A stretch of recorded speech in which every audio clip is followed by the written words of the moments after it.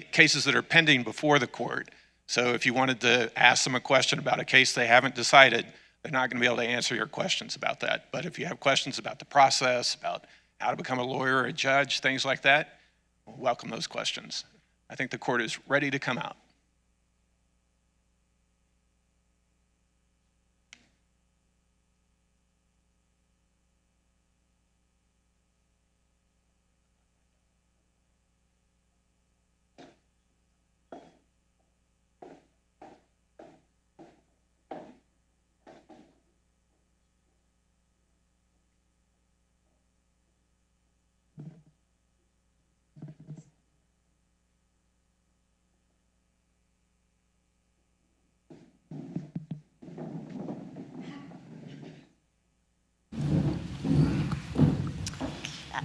Well, for the next few minutes, we're anxious to hear your questions. I'll just say a word about the process that you've seen. Texas, like most states and the United States, has 3 levels of courts. Trial courts where cases begin. And you saw in the first case, a case that began in the probate court. In the second case, a case that was tried to a jury. And then any party in a case that starts in the trial court can appeal to the Court of Appeals. That's the second level of courts, and are entitled to a decision by that court. They can also seek review in the Supreme Court, only we have discretion to hear the case and decide it or not. And the guiding principle in the Constitution and our statutes that we follow is that the case should be important to the jurisprudence of the state, to the state law, to the development of the law in the state. So we don't hear every case. We hear cases that we think are going to be important to the development of the law. We read cases every week. If anybody wants to talk about a case, and one of the 9 of us, they can. And then we will. And then when 4 of us believe that we should hear the case, just like you've seen this morning, then we schedule oral argument. And after that, we talk about the case for the first time. So as we sit here this morning, we have not talked about what we think the results should be in the 2 cases that you've heard. We don't know yet what each other thinks about that. And we talk about that once a month. For these cases, it'll be a week from Tuesday. Then after we decide, the court has to explain its decision and an opinion. And so one of the members of the court is assigned to write down the reasons why the case is being decided the way that it is. Sometimes we don't agree, and when we don't, judges who do not agree with that decision can write separately in a dissent or concurrence and explain a different reasoning about the case. So that's where we are in the process of the case. Our practice is to decide all cases that are argued after the 1st of September, and usually we quit arguments about April sometime, to decide all those cases by the end of June. So we'll decide these cases, just like all of our cases, as soon as we can, but in any event, by the end of June. So that's our schedule for these cases. That's kind of where they fit in the court schedule. But we're happy to take questions. I believe microphones are set up, so let's hear from you. Over on, is there somebody? Yes.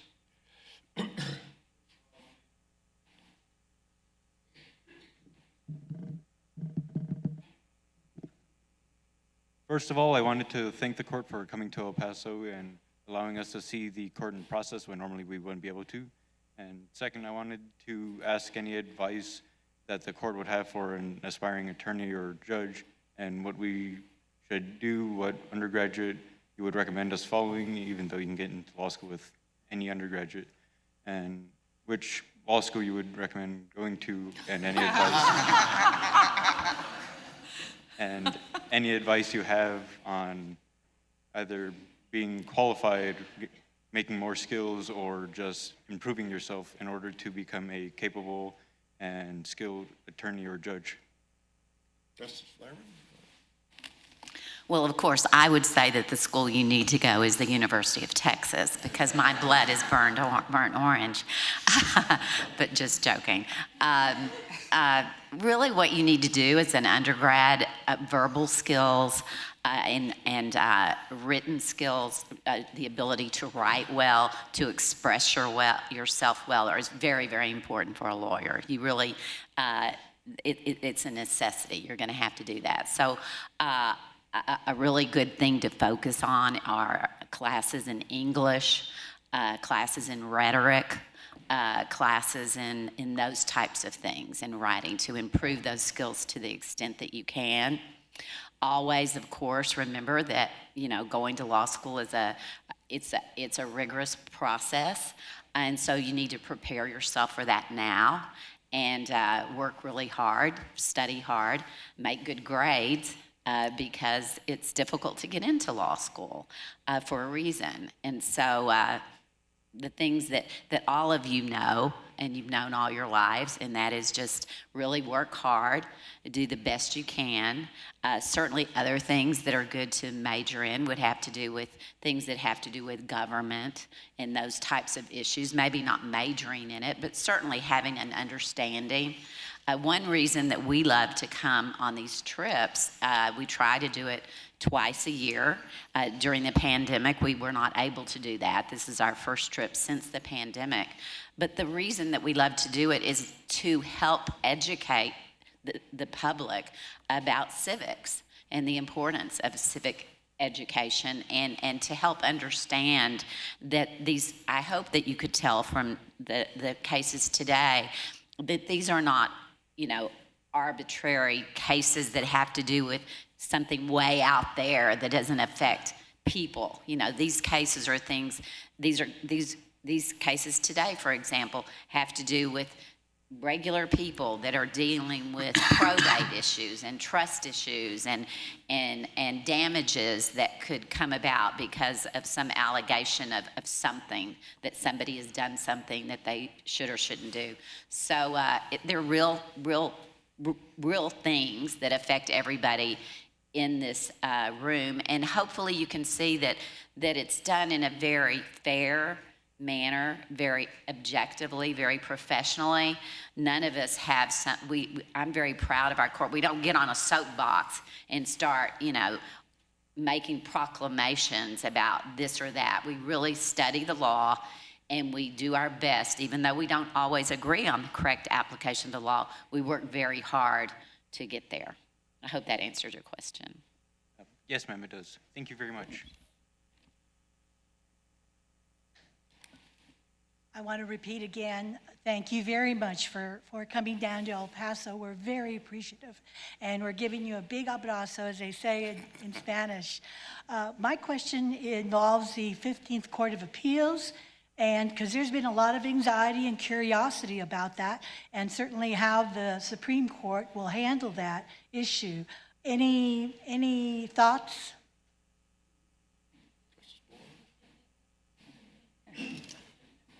I'm not quite sure what there will be to handle. We were here a couple weeks ago, thanks to your local bar association, and we're able to present kind of where we are currently in terms of the new business court it's a statewide trial court level, and the 15th Court of Appeals.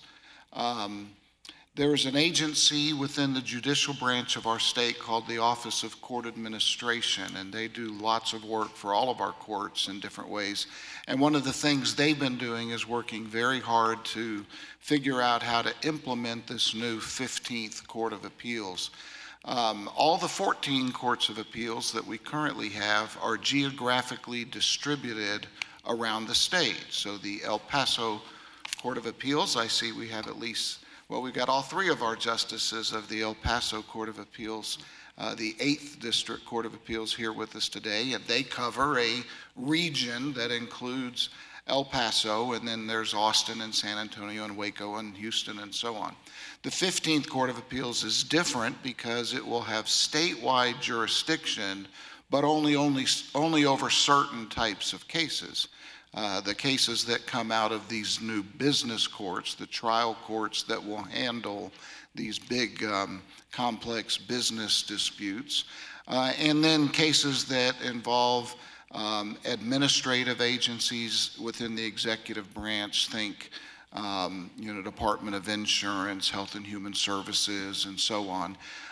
They have administrative powers that give rise to disputes that can then go to the courts. And many of those kinds of cases involving the state and its agencies, those appeals will go to the 15th Court of Appeals as well. So step number one is just setting them up, and that's what OCA, the Office of Court Administration, is working very hard on to do right now.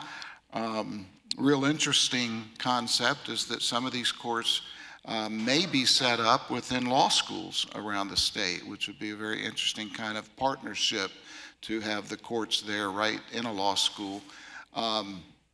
And so setting them up also involves appointing people to sit on them. And the governor's busy doing that. There was just an article this morning that I saw that listed a bunch of the names of people who've applied for either of those two kinds of courts. And then it's just a matter of getting those people in and having the rules in place to govern what happens in those courts. And we are responsible for adopting those kinds of rules. And we've been very busy doing that. So we're very hopeful that it's all going to come out smoothly when it all gets implemented starting towards the end of this year.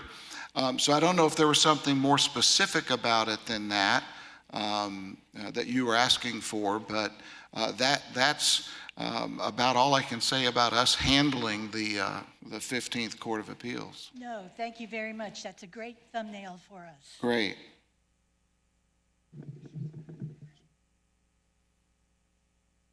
Bienvenidos. Gracias. Welcome and thank you for coming down to El Paso. I'm Alejandro Rodarte. I'm a UTEP student. And even though I'm not a law student or prospective law students as those behind me, I do find it very important to keep up to date, not only with the court, not only with the law, but as politics as a whole. So my question may not exactly be in line with those ahead of me and those before me, but I was wondering to ask the court, and I was hoping to hear your opinion on this, that we are in a very politicized day and age where it feels like everyone has to have an opinion on something, and I feel like most of the times it's more important than not to have that opinion. And I was wondering, how does that affect your jobs? How does that affect your decisions? Especially on a college campus, I see people that are very engaged and it feels like they are at a loss when it feels like their engagement doesn't transfer to great change. And I feel like a lot of people are wondering why that happens. And I'm thinking about, how do you see that problem? How do you see that change? Well, thank you for that question. It's a very timely question, and we are all human beings who are aware of the same things that you are aware of going on in the world.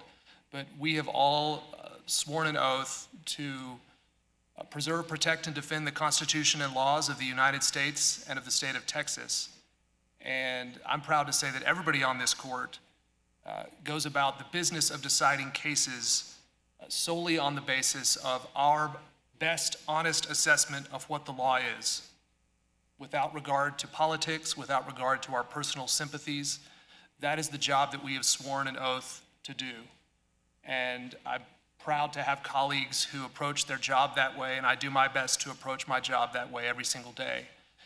Our decisions are, of course, subject to disagreement and to political discussion in some cases, and they're the topic of news, and that does not affect the way that we make our decisions. But let me say this. Criticizing the government, including criticizing the court, is your constitutional right. It is your God-given right to question what your government is doing, including to question what your courts are doing. But with that acknowledged, I'd ask you to, when you're criticizing a court, do it in this way. Decide what you think the court should have done based on the law. And if you disagree with the court on the law, then your legitimate criticism, your disagreement with the court's decision based on the law, absolutely has a place in our conversation about how we should interpret our law and how we should live together as Texans. What I hate to see is criticism of the court suggesting that the court is doing something other than basing its decisions on its honest assessment of the law. Those criticisms are not fair, and those kind of criticisms, even though they're people's right to make if they choose to, those criticisms undermine the public's confidence in what the court does. And with respect to this court, those criticisms are entirely misplaced. But thank you for that question. Thank you as well. Again, I just want to thank you, Court, for coming here to El Paso, Texas, and allowing us to view one of your sessions. That is very amazing. And as for my question, I understand that when looking through multiple cases, you have different type of thoughts, you have different type of questions, and overall, things would change between the cases. So my question really is, what exactly is the thought process you go through when you're hearing a case, and whether this thought process is consistent with your other cases that you have to hear or not? Sure. Well, as the Chief Justice mentioned, first of all, we're thinking about, is this a case that the court should hear? We get about 1,000 petitions a year to decide where people are asking us to hear a case, but we usually hear about 10%, about 100 of those. And so our thought process first is, what did the Court of Appeals, because all the cases that come to us, one of the courts of appeals has seen it first, and a trial court. And so our first thought process is, well, what are the arguments that the people are raising in the case about why the Court of Appeals was wrong? Do we agree with that or not? Do we think that's consistent with what Texas law actually is? And it could be on an issue of substantive law. You heard some of those argued this morning about, what does trust law require? Or what does a particular statute require as far as how many jurors have to answer a question, yes or no? It could also be on a procedural issue. You heard some of those this morning as well about, do you have to raise an objection at a particular point? So we get both of those kinds of issues, and that's really our first call is does it look like the Court of Appeals may have gotten one of those issues wrong? And then also beyond that, it's not enough just to say, well, the Court of Appeals was wrong. It has to be, as the Chief said, important to the jurisprudence of the state. So is this an issue where it's not only wrong, but it's really going to cause a problem for courts around the state to try to apply the law fairly so that we get similar outcomes in different parts of the state? Because what you really don't want is to have a court in El Paso and a court in Texarkana following different rules and applying them to the same kind of case, because that's not fair to the parties that are involved in those cases. And so we may look at things like, have other courts of appeals around the state disagreed? Do they see this issue differently so that the Supreme Court needs to step in and settle it for the whole state? By the same token, is this an issue where even if courts of appeals haven't disagreed, it could cause a lot of confusion or be something that we need to be clear about what the law is, because that's very important to all of us, and I think that's part of our obligation, because the government owes it to its citizens to be clear about what your rights and obligations are so that you can govern your conduct accordingly. Because it's not fair to expect you to follow the law if you don't know what it is. And so one of the things that we can do is try to help be sure in the cases that we do decide that we explain the law in the way we're not making law in most of our cases. We do have some common law jurisdiction.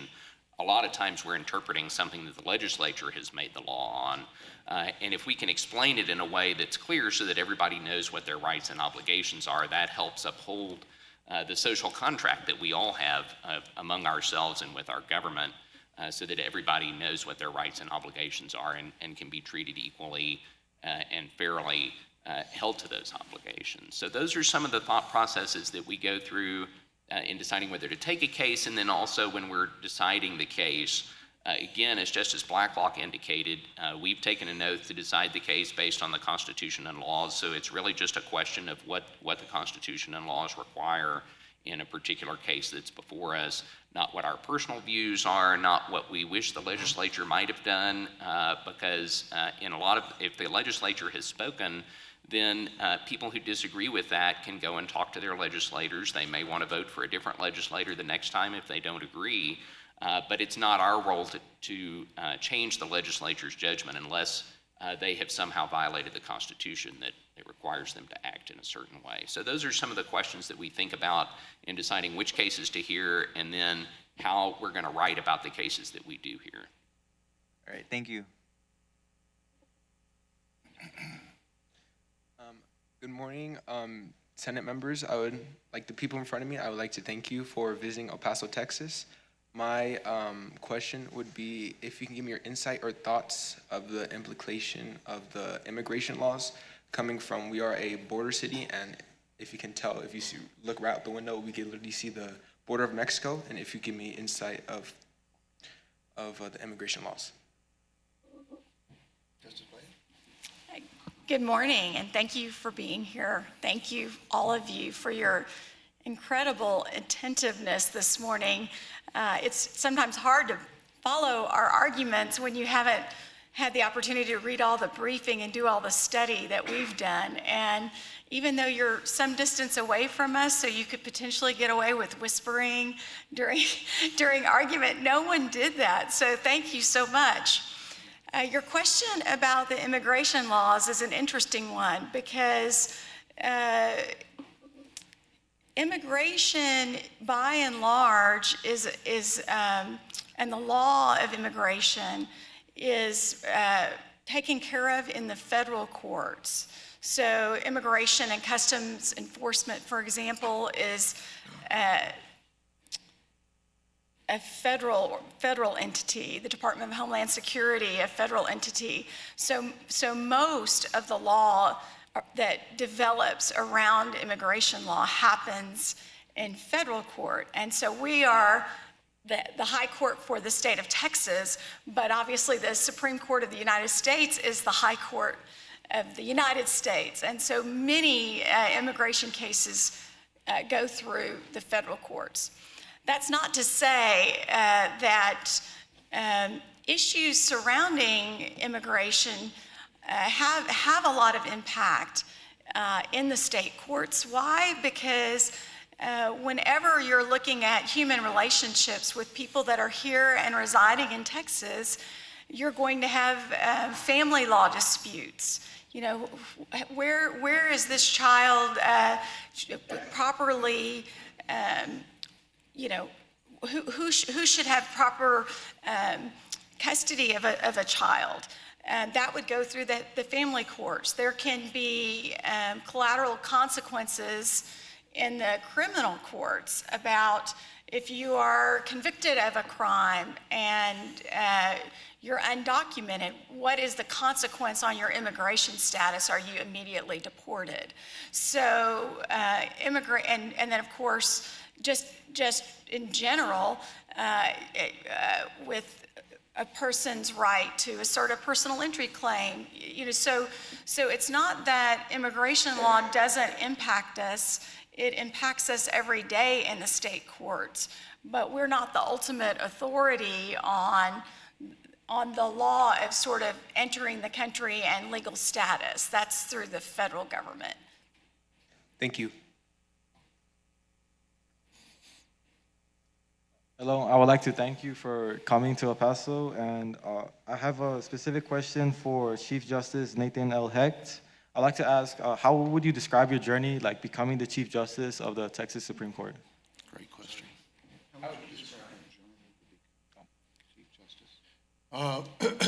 It was, I never planned on it. I was very happy practicing law. You asked questions earlier about what do you need to do. First of all, I'll just say to you, you can be a lawyer. It doesn't have to be in your background. My dad was a farmer in New Mexico, in a small town in New Mexico. I had no lawyers in my family. But when I was in college, I decided that was something I wanted to do and enjoyed practicing law. And one day, an opportunity came up for me to be a trial judge, and I'd wanted to do that for a long time. I just was kind of waiting to see if it would happen, and it did. And I enjoyed being on the trial bench a lot, and on the Court of Appeals up in Dallas for a while. And then, again, an opportunity just came along for me to run for the Texas Supreme Court. Of course, in Texas, we elect our judges at all levels, as you know, in partisan elections. And so I stood for election back in 1988 and was elected to the court, and have enjoyed it very, very much. It's an opportunity to not only work on hard cases that we get as a court, but also to help make the courts of Texas more responsive to you as consumers, as people who are interested in the justice system, who have cases from time to time, and you want to make sure that they're handled correctly. So we have an opportunity on our court to help administer the other courts in the state and see that they run effectively and fairly, and handle cases in a way that it improves trust and confidence in our court. So that's kind of how I got there. I can't take any credit for it. I happen to be standing in the right place at the right time. But it is something you can prepare for in your studies, in preparing for law school, and in kind of looking down the future. Chief, you had the same idea I did. Go ahead. I should say, by the way, Chief Justice Hecht gets a lot of his decisions wrong, and I write a lot of dissents explaining why he's wrong, but I never, not a single day goes by that I don't lose the remarkable appreciation I have for the fact that I get to sit on the court with Nathan Hecht. You guys need to understand, when your children are learning Texas history, anything mentioned about the judicial system in Texas for the next 100+ years, the star of the story will be Nathan Hecht. He has served on this court since 1990, January 1, 1990. Which means before many of you UTEP students were born, before most of us became lawyers, the rest of us. He signed the law license when I became a lawyer, and I guess everyone except Justice Lehrman. She's a child prodigy, is the only reason why. But he signed all our law licenses. He is the longest serving member of the Supreme Court of Texas in the history of the state or Republic of Texas. So you guys need to, I just want to make sure that it's not lost on you the privilege you've had to be here today. This is his last year on the court. Under our Constitution, you age out at a certain age, something like 50, I guess we'll say. And so as by the end of this calendar year, he will be constitutionally required to retire. And we hate to see that. There's one thing we are unanimous on, is we hate to see that. But I just wanted to make sure you understood that you got to be in the presence of a great Texas legal legend here this morning. Well said.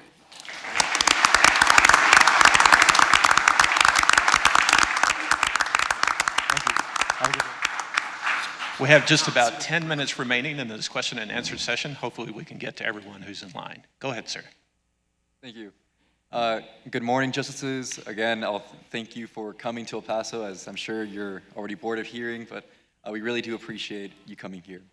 I have more of a procedural question. I was wondering if you have any insights on how you weigh black letter law against the spirit of the law, especially with unresolved issues, as you all hear constantly, and with facts that might not be within the and with issues that might not be within the law yet. So it's a good question. Before I get to it, I want to say We are not getting bored of hearing thank yous. I have the privilege of being a native of El Paso. This is my hometown.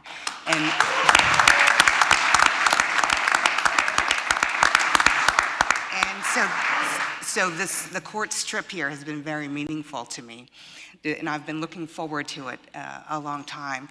Despite all of that, I did not really know a lot of the details of how this was all going to work about last night. And I have to say that I want to thank you because every person in this room has done just a tremendous job of making me so proud of the warm welcome and the really tremendous spirit that we've received from everybody here. So thank you.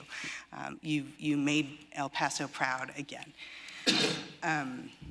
To your question, so the spirit of the law is something that I read a lot about in law school.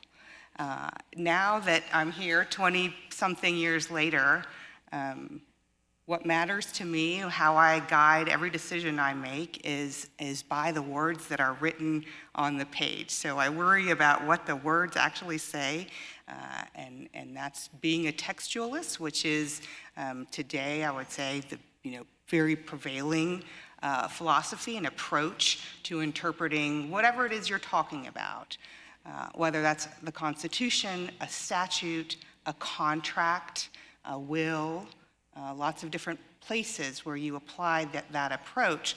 But I think there's a really good reason that approach is the prevailing one.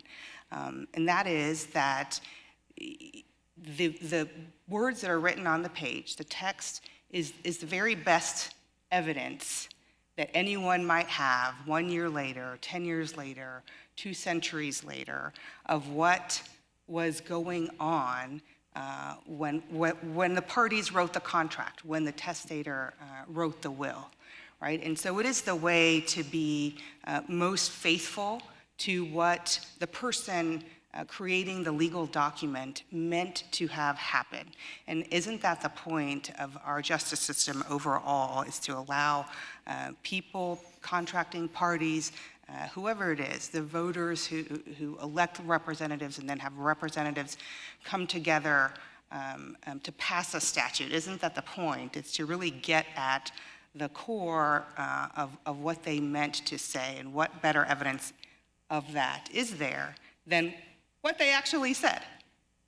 All right, so that's my approach. There are times when you have an ambiguity in a text where the doors sort of open a little more to consider context. So we never look at the text in isolation. We consider the whole body that we're talking about, whether that's an entire contract. You wouldn't just look at one little paragraph. You would look at the entire thing. Same thing for a statute. You wouldn't just look at one line. You would look at the entire thing to try to make more sense, because words need context to have their very best meaning. So that's always appropriate to consider context. What we try to stay away from in almost every situation in the law, there are some exceptions, like when there's a true ambiguity, then you might consider sort of business practices that were prevailing at the time, thus and such. But for me personally, the text is the best guide, and therefore my guide. Thank you. Hello. Thank you all for coming to El Paso. It really means a lot to all of my peers and I especially. It feels very special and an honor. I'd like to cater my question specifically towards the women in this honored court. I know that as a minority representation of women in any leadership position, there are some unnamed hardships and unnamed sort of trials that women representation is met. And I would just like to get your guys' feedback on how you have passed through it and to where you are now. Justice Young? The question was for the women. I can't wait to hear how he answers this. I have some deep thoughts on this, Chief. Not Justice Young. Justice Lerman. Sorry. And so I'm sorry, so what is your specific question about how we have dealt with challenges? Is that what you're saying? Yes, more specifically, it's a layered question, sort of. I'm sure that, or I hope not, but I'm sure that you guys still have some trials, still have some judgments taken even in your position about being a woman. And so what are some things that you have taken away from those experiences and that you could share? Justice Bland? So, everybody, that question earlier about what law school should I go to was interesting to me because when I think about students deciding where to attend college, which I think is going on right now this spring, I tell the students that law schools have all kinds of incredible things to offer. Any law school you go to is going to have great professors, great clinics where you can get real world experience, opportunities for engagement in Texas and across the country. But there's only one of you. There's only one of you. And wherever you decide to go, they're going to be so lucky to have you because there's only one of you. And when I think about whether, women encounter obstacles, and surely they do. Everyone in their career, in their family life, encounters obstacles. And in fact, sometimes I like to just go obstacle, obstacle, obstacle, because everyone encounters them. But that's part of the satisfaction of the journey, is to kind of go obstacle and to. So I wouldn't say necessarily that anybody's journey is obstacle-free, but to the extent that, you can look at someone and say, wow, she did it. So maybe I can too. That's great. If it provides that incentive, like, Hermione and the Time Turner, and Harry saying, well, I knew I could do it because I did it. And so, to give you the confidence to go somewhere, that's great. But it's really important to see people as unique individuals, all of whom are encountering their obstacles. Yeah, I'll just add quickly, thank you, Chief, that one thing I've learned over the course of being in this profession is that you have a lot of control over some things. There are plenty of other things over which you have no control. And so what I have found to be good sort of advice for myself, for others, is to say, do all that you can to control the things that you can. And so what is that in the context of being an undergraduate student, or being a law student, or being a new lawyer, or being a new judge? That is, work as hard as you can, be competent, so that be prepared. And that's what you can do. You can control how well you perform. You can control how hard you study. You cannot control what every other person in the world thinks about you, right? Maybe over time, the person who didn't give you the benefit of the doubt at the outset may be persuaded by your tenacity, by your hard work, by your competence. And that's a win. But I would say it's best to let that happen, if it's going to happen, somewhere else besides your own mind, because you ought to be concerned about doing your best and not about how other people perceive you. Yeah, and thank you for that question.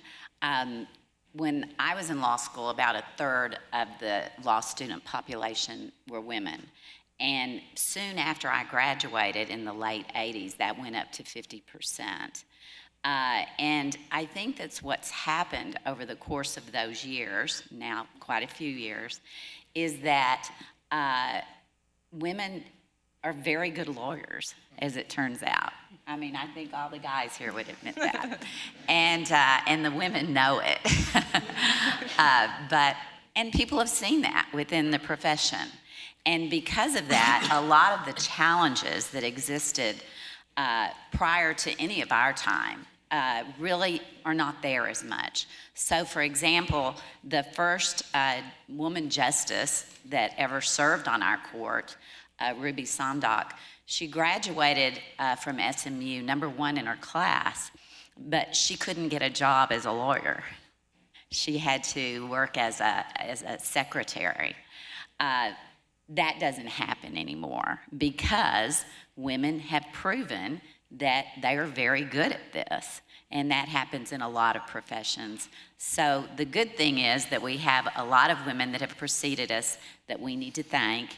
And much like wonderful Justice Hecht, we have many women who've been trailblazers that have done really good jobs that have made it easier for all of us. And for all of that, I think all of us, men and women, are very grateful.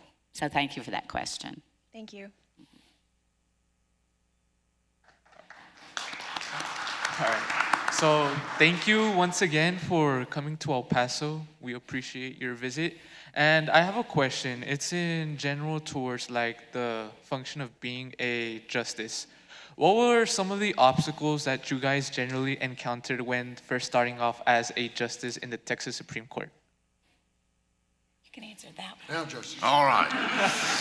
Well, thank you all. I think I can speak on behalf of all of my colleagues that the warm welcome that each of you have expressed is deeply felt. This has been a wonderful trip already.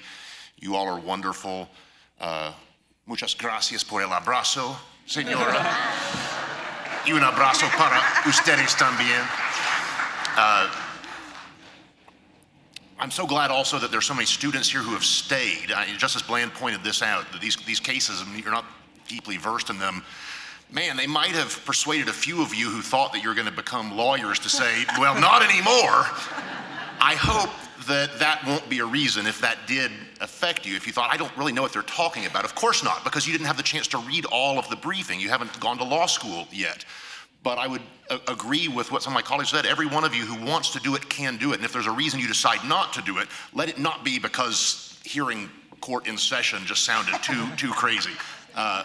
So I look forward to seeing a whole lot of you one day at the podium making arguments to us and to our colleagues on the 8th Court of Appeals and our colleagues on the district and county courts here in El Paso County and all across the state.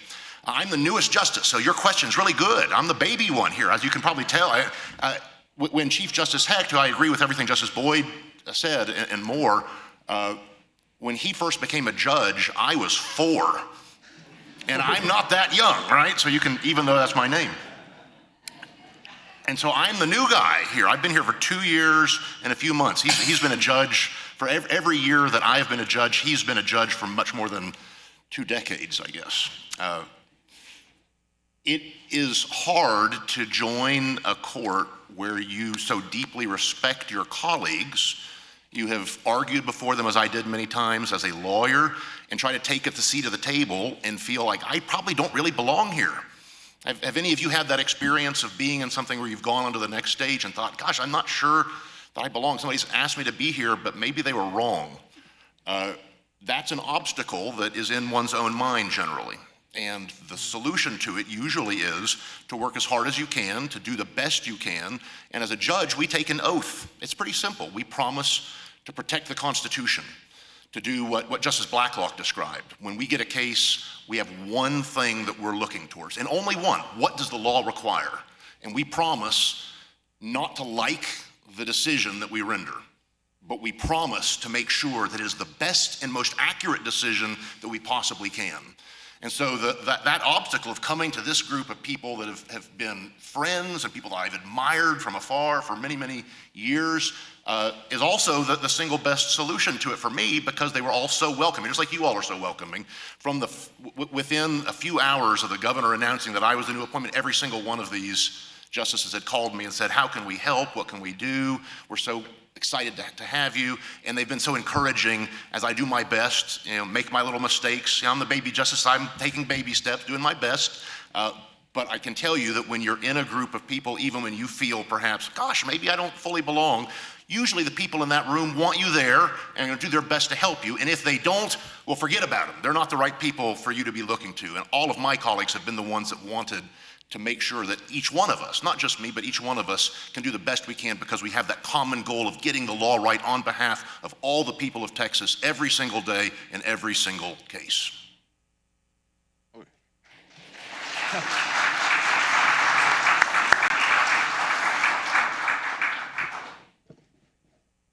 Oh, I could just take it off. Okay, cool. I'll keep mine rather quick. Hi, actually, I wanted to introduce myself. I am Fernando Guerra.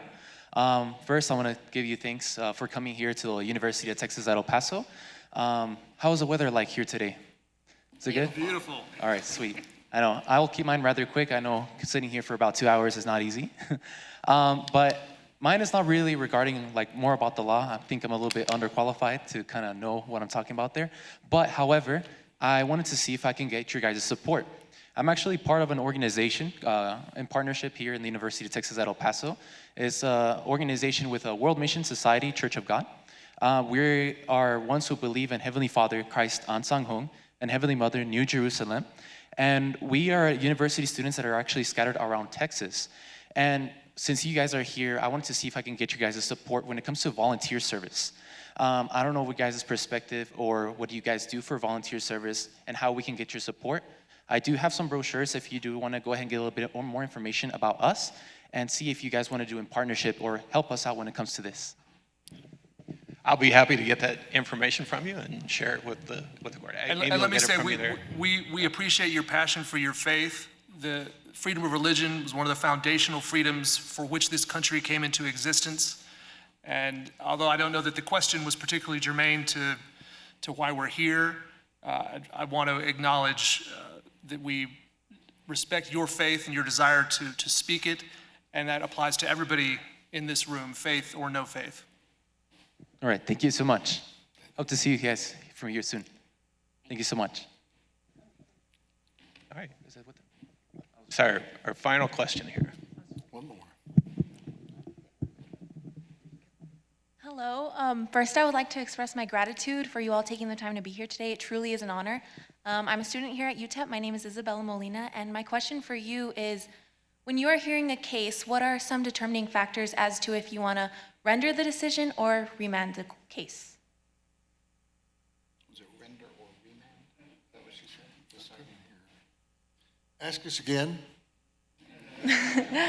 Did you say, how do we decide whether to render versus remand? Yes. Okay. Well, we mentioned during the arguments that there are a lot of considerations that go into that. If it's easy for the courts from which the case came to render a judgment and be done with the case, or easy for us to do that, then we usually render or direct the lower courts to render judgment. A lot of times it's not, so the case comes to us. There's still other issues that didn't come with the case here that are still pending in the Court of Appeals or maybe in the trial court. And so they should go back and be decided there. Sometimes, and this is really important, and again, we mentioned this in oral argument today, but the appellate process in the legal system is a very deliberative one, and in I would say all the cases that we agree to decide, the answer's not clear. It's almost always there's some question about it. And so when that's the case, otherwise we wouldn't be taking it. If it's easy, then the courts should have decided it correctly, and that should be the end of it. But if it's difficult, there are multiple sides to the question, and you want to hear what other people think. There's multiple ways to look at the statutory instruction that statutory language that Justice Huddle referred to. So the more input that you can get on that, the better. So a lot of times, we'll ask the Court of Appeals, we'll remand the case to ask the Court of Appeals to take another look at other issues in the case, or maybe even an issue that we just don't feel like we should be deciding without hearing what other people say about it first. And then, of course, lots of times cases have to go back to the court, to the trial court, for the parties to continue to make arguments and for the case to be resolved. It's always a priority to try to get to finality as soon as you can, because the justice system costs money, and we understand that, and takes time. And so parties are interested in getting a quicker decision and one that's firmer sooner. But sometimes it just is, it's more important to remand the case. Thank you. Thank you. I just wondered, since that was the last question, Chief, if I can say something I should have said earlier. And by the way, thank you all for how welcoming you've been, and you make us feel important and hardworking, and like all of you, we like to feel important and like people think we work hard, and so thank you for being that kind. But what I should have said earlier, in terms of the importance of the job and how hard it is to do within our judicial system, we're not the only court, and your local trial court judges, your district courts, your your county courts and county courts at law, probate courts. Those judges are doing hard work that is essential to the job. And then, as the chief said, in the middle, between those judges and us, are the courts of appeals all around the state. And I alluded to them, but I should at least introduce Chief Justice Jeff Alley, Justice Gina Palafox, and Justice Lisa Soto, who are your three El Paso Court of Appeals justices who work as hard and do as much important work as any of us do up here, as well as three of their staff attorneys who are here as well. I think y'all should stand up and let us appreciate you as well.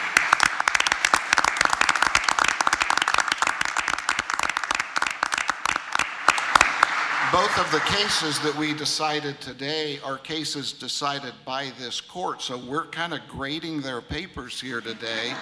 The lawyers got to argue that they got it wrong, and actually, I think in one of the cases, two of them didn't agree anyway, so it's kind of them to have to sit here so patiently through this and hear these arguments. Very glad you were here today. Thank you. And I also would like to just say one thing to point out with regard to the question about women.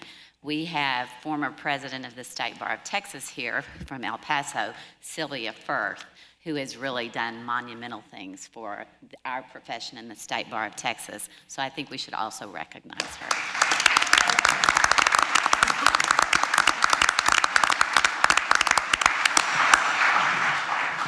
All right, that concludes our question and answer session. The court's going to take another brief break. We'll be back to take a few pictures here. We want to thank everyone for coming out today, and let's give the court one last round of applause.